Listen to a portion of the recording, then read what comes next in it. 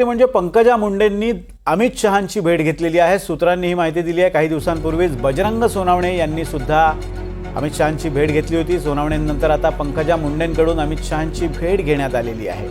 बीडच्या घटनेच्या पार्श्वभूमीवर पंकजा मुंडे शहांच्या भेटीला गेल्याचं समजतंय आणि त्यामुळे या भेटीला अतिशय महत्त्व आलेलं आहे। रामराजे शिंदे आमचे प्रतिनिधी नवी दिल्लीतले आपल्याला या संदर्भात माहिती देत आहेत। रामराजे, प्रकरण आता राज्यात ज्या पद्धतीनं पेटलेलं आहे, ज्या पद्धतीनं आरोप प्रत्यारोप होत आहेत, यावरून आता केंद्रानं या प्रकरणाची माहिती घेण्यासाठी या भेटीगाठी सुरू केल्यात।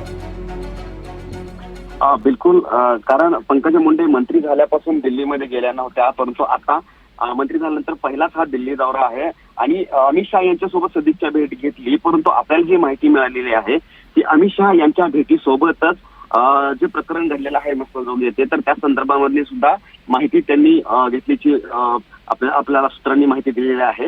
आणि यापूर्वीच आपल्याला माहिती आहे की खासदार बजरंग सोनवणे यांनी सुद्धा भेट घेतली होती अमित शहा यांची।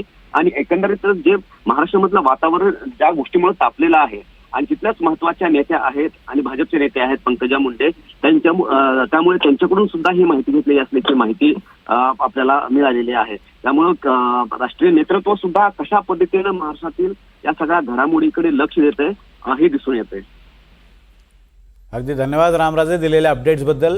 केंद्रीय नेतृत्वानं सुद्धा या सगळ्या आरोप प्रत्यारोपांची दखल घेतलेली आणि या आरोपांची शहानिशा करण्यासाठी किंवा प्राथमिक माहिती घेण्यासाठी या भेटीगाठी होत असल्याचं समजतंय। पंकजा मुंडे यांनी अमित शहा यांची भेट घेतलेली आहे। केंद्रीय गृहमंत्री अमित शहांच्या भेटीला या अगोदर बजरंग सोनावणे स्थानिक खासदार हे सुद्धा गेले होते। या प्रकरणासंदर्भात त्यांनी अमित शहांसोबत चर्चाही केली होती।